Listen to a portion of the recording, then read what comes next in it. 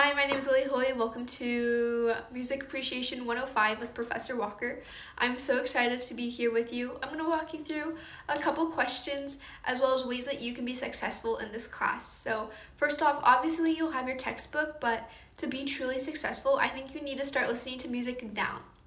Now, this isn't just music that you listen to on the everyday or but I used to just listen to like gospel music, like Christian contemporary music and like movie soundtracks, but as soon as I started listening to other music, I could just start understanding music, and I felt more comfortable to listen to the music I was listening to in this class. So if you want to be successful, that's the first place I suggest you start. And other than that, good luck, and I'm so excited to share with you everything else I've learned. Okay, you'll also need to know that you're going to do a final. You actually have two finals at the end of this course. I chose to do the movie soundtrack review as opposed to the concert soundtrack. So I chose the movie The Big Friendly Giant with the composer John Williams, and I really enjoyed doing this, and I think this is one of the elements of this course that really helped me understand music as I broke down and learned and how to really listen to each of those movements, and it really just helped me be able to apply and understand where things are coming in and how they overall interacted as a whole in a big musical togetherness. But other than that, that really helped me understand and really listen to music at a deeper level other than just listening to the lyrics. Okay, it also asks me to tell you one of the pieces of music that you need to listen to. So I was thinking back to all the discussion boards and just like stuff I've discussed with my dad, because he's a really big music listener, and I just have found this is something I can talk to him about. So the song that I picked was Blue Ridge Mountain Blues by Bill Monroe and his Bluegrass Boys. So I'm gonna play you a little clip of the song.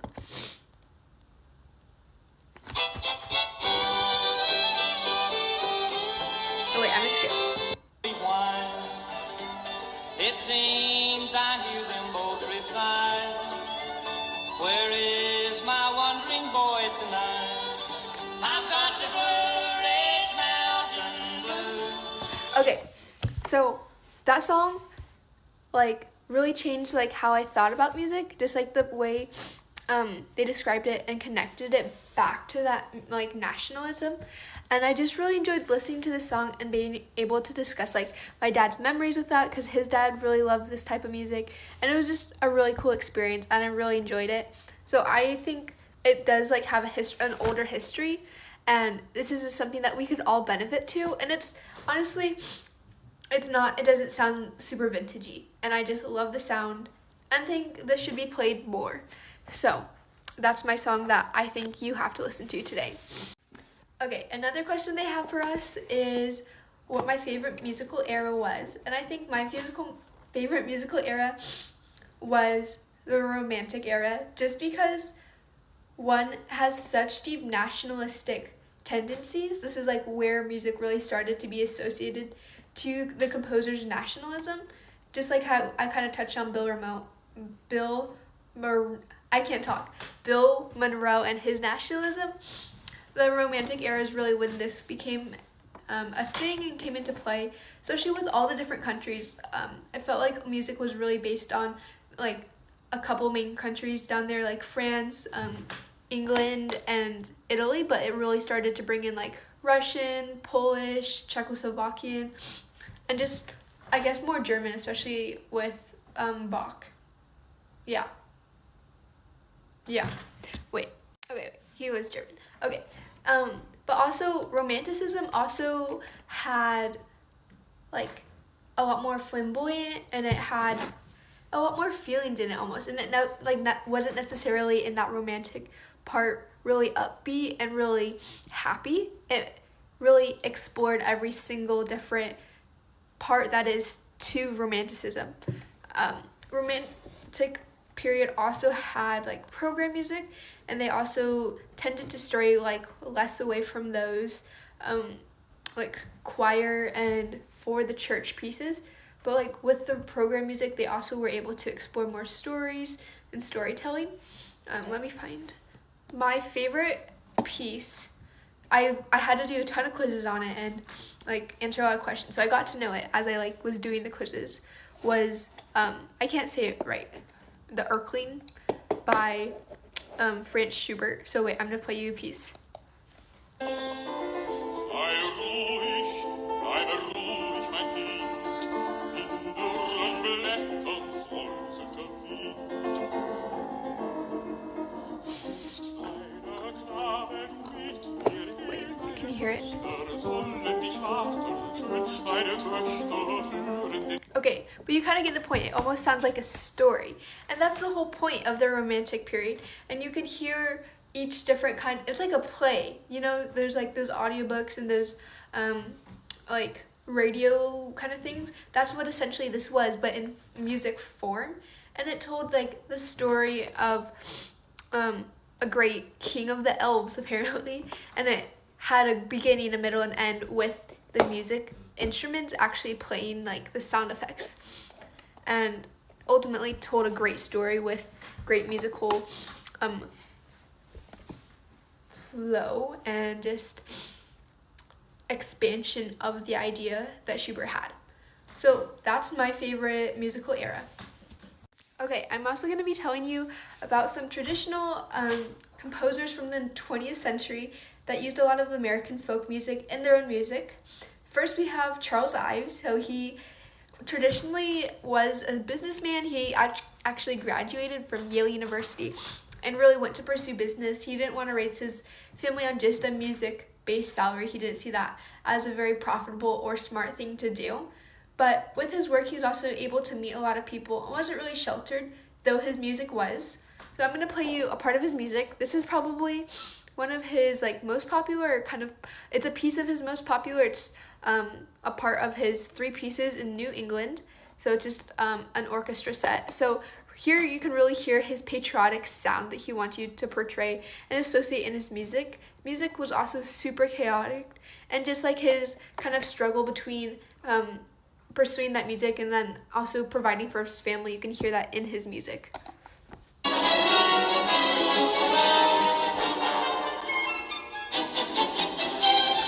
And then also let me find it, right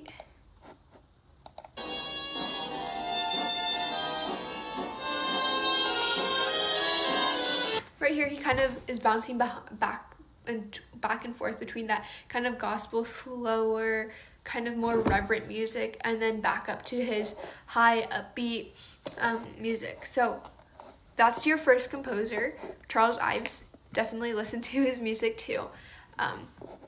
Next we have George Gershwin. He came from Russian Jewish immigrants, kind of early 20th century, but despite his background, he was very wealthy and actually was able to use his music abilities to his advantage. He ended up dying at 38 because of a brain tumor, but he also fought in he didn't fight in World War I. But he went to Hollywood and played tennis with some pretty awesome people. So he's jazzy African-American blues with his background of his Jewish folk music. So his most popular song is Rhapsody in Blue, 1924, so kind of around that World War I time. But right here you can really hear that characteristic of African-American folk music with that call and response. So I'm going to first play you a clip from When We're Human from The Princess and the Frog, so you can kind of hear that call and response that I want you to hear in Rhapsody in Blue. And I'm gonna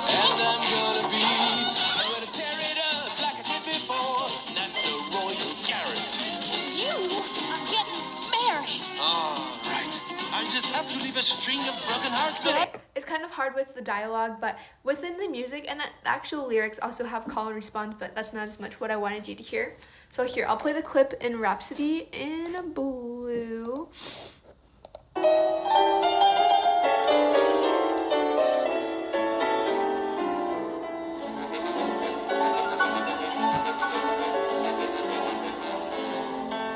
Okay, so that's kind of the call and response and like African-American blue theme I want to hear.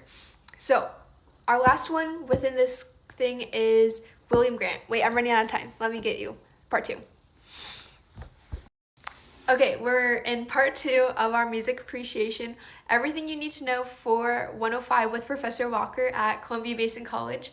So we just finished up our George Gershwin, and so we're back on to William Grant. He actually did fight in World War I, and he went to college. He was from Little Rock, Arkansas, and originally wanted to pursue medicine, but ultimately decided on music. Really smart guy. So he is pretty awesome, actually. So within his many pursuits, he really followed that African American sound and used spiritual and spiritual gospel folk music in his sound, as well as the blues, African American blues. So you can hear that in his, let me pull it up, Afro American Symphony number, I think we're listening to our number, why is it not pulling up? The third movement. So my page reloaded, so just a sec. Okay, so you can really hear that blues kind of, like English horn blues inspired melody, kind of like overall setting the tone for the movement because it reappears. Let me play the place where it first comes in and then when it reappears.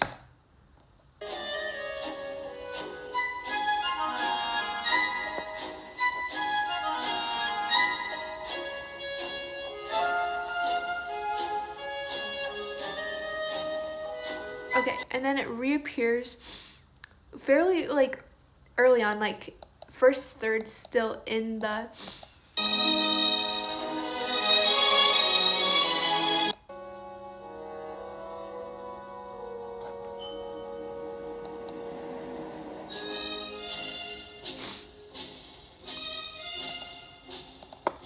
I found it earlier.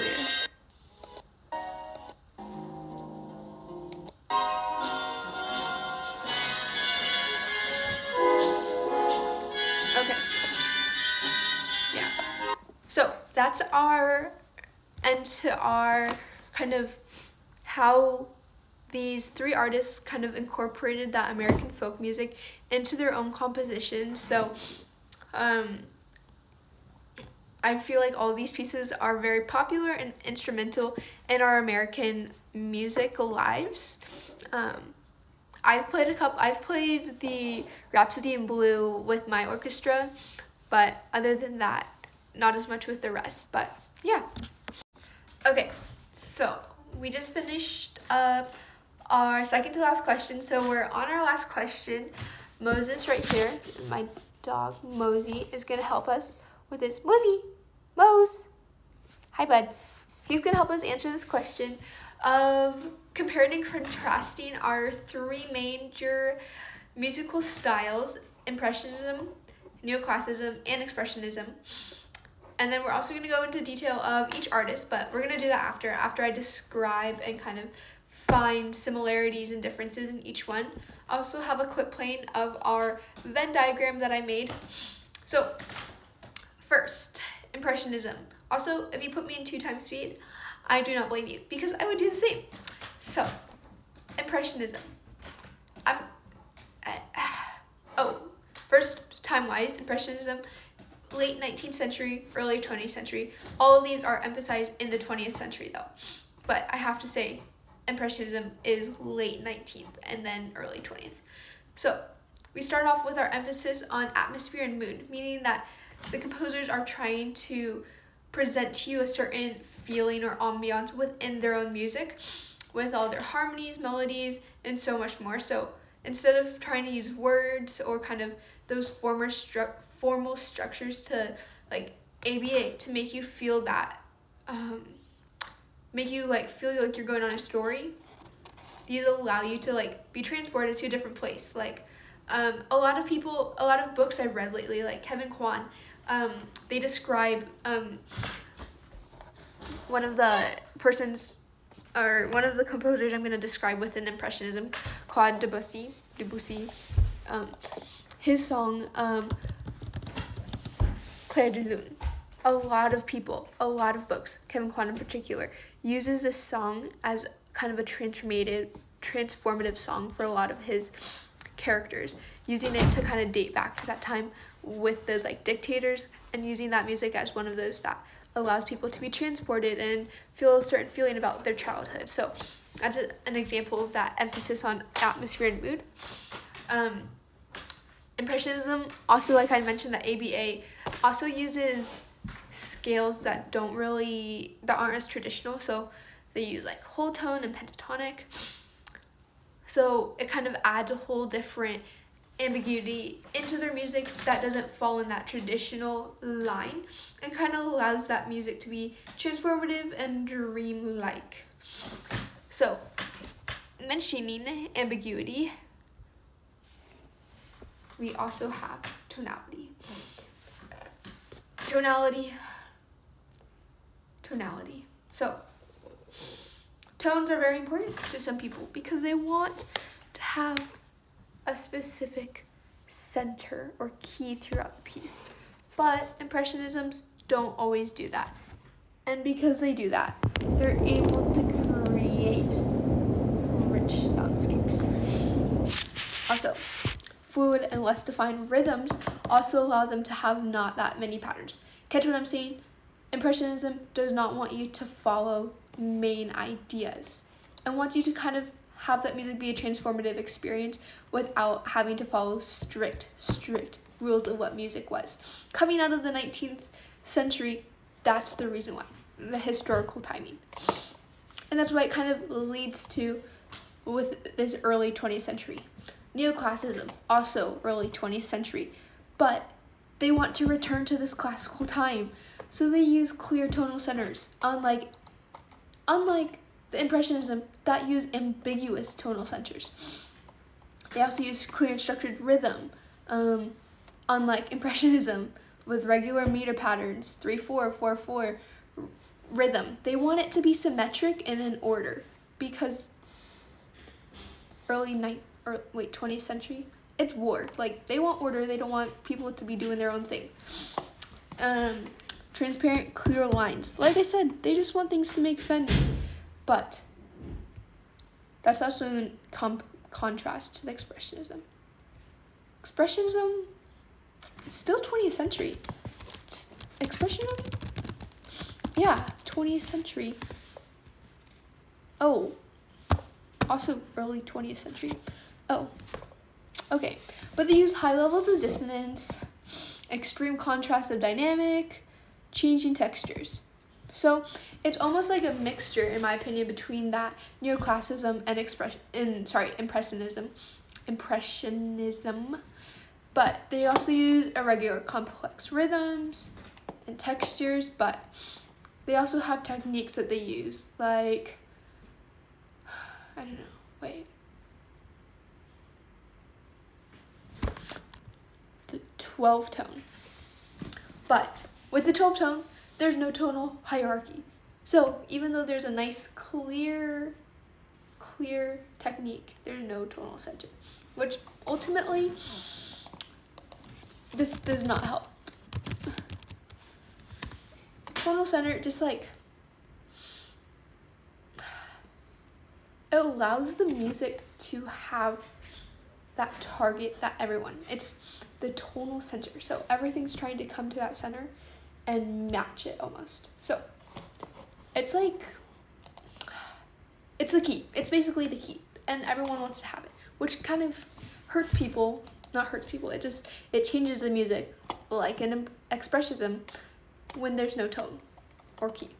But Neoclassicism and that Impressionism have keys. Neoclassicism has a clear key, but Impressionism jumps, has ambiguous, like, I was playing, what did I do on the violin? We jumped from C all the way to G. Okay, 4 step.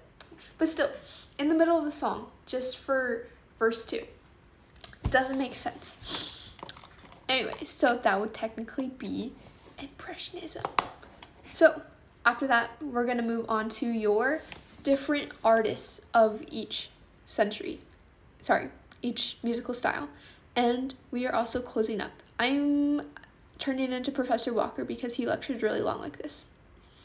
Okay, part 3 of our final. So, like I said, I'm becoming Professor Walker in my description and lecturing, but this is fun. We're almost there. So, first we have Clair de Lune by Debussy. This is going to show you how he's using his whole tone. He uses both whole tone and whole tone scales and pentatonic scales in this song.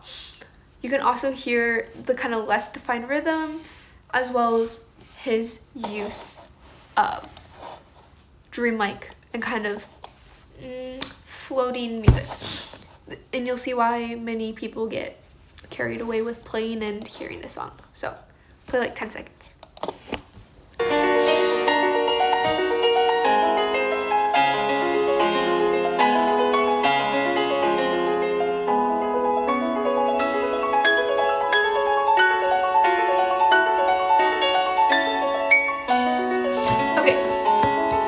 Great song.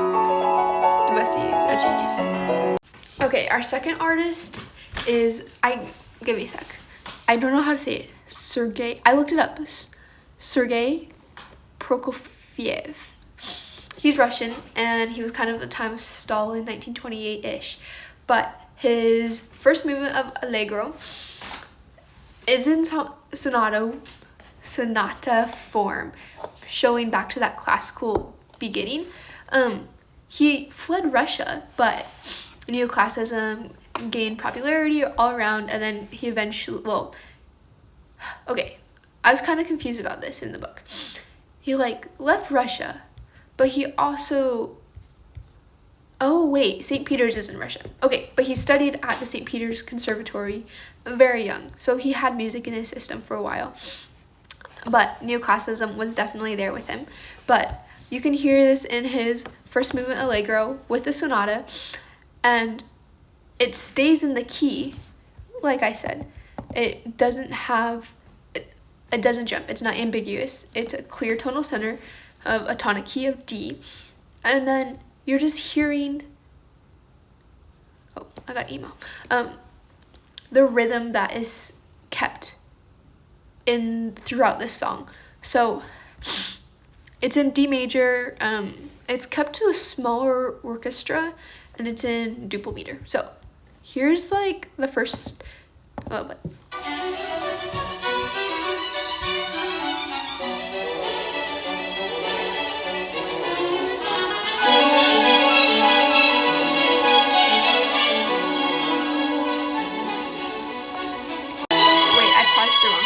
Okay, but I also wanted you to hear that, so then you can hear almost every line. You can hear the different parts that makes this a neoclassical piece, because it wants you to be able to hear everything, each melody and each element, because it wants to stay on that classical line of thinking. So, Sergei, you're great. I love you, and you're a neoclassicism king.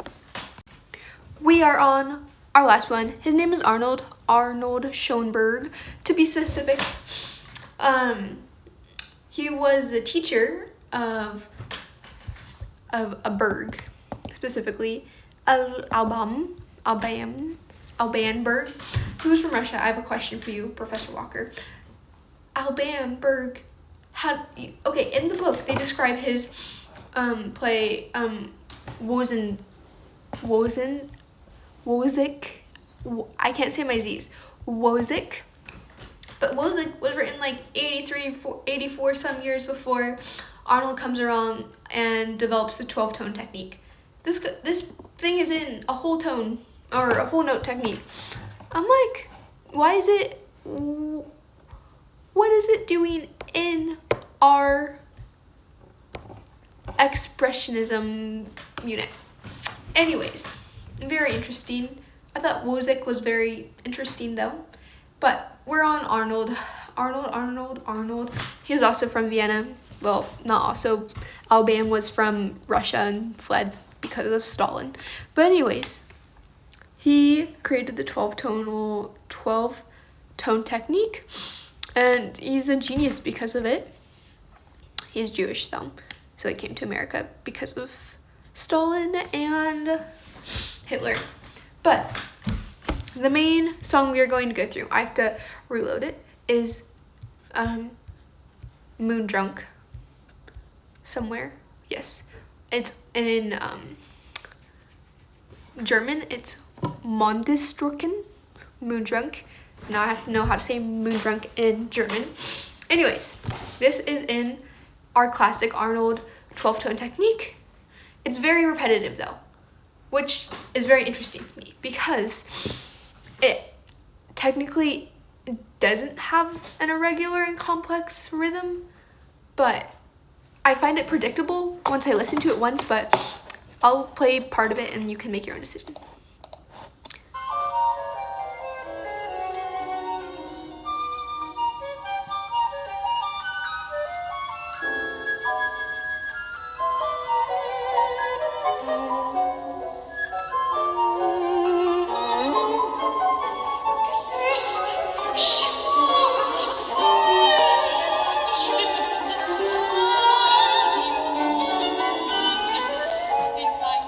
Okay, you get the gist, but I'll say that it's repetitive to a point, but it's also irregular enough where you can be surprised if you're listening to it for the first time. And I think that's the main idea. It's also kind of coming from expressionism is drawing back to the emotions and times of what's happening then. So it does follow kind of Arnold's experiences and his idea. So it's kind of it's from Pierre Lumiere. So this guy is seeking refuge, and that's kind of what Arnold had to go through. So it's really relating back to that history. And you can also hear the complex texture. You can hear the multiple instruments being played here. Listen. Or it's more right here. You can hear everything that's going on and all the layers that are occurring simultaneously, and also once the voice comes in, they don't really stop necessarily. So that's really tying in all of our expressionism. There's also, I guess, a lot of things that you could find that are similar and very different from our three main our three major styles of the 20th century. I mentioned how the timings of things are fairly similar, as well as some of the ideas I already kind of tied about that. Impressionism and neoclassicism kind of contrast especially. So overall, I would definitely recommend MUSC105 with Professor Walker. Definitely watch the lectures and read your book. I found the book to be interesting, a little boring, but honestly enjoyed having the music embedded there so you could listen to it while you're reading. It definitely made me stay more on topic.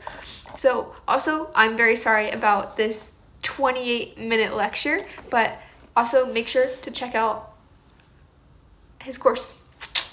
See you later, alligators.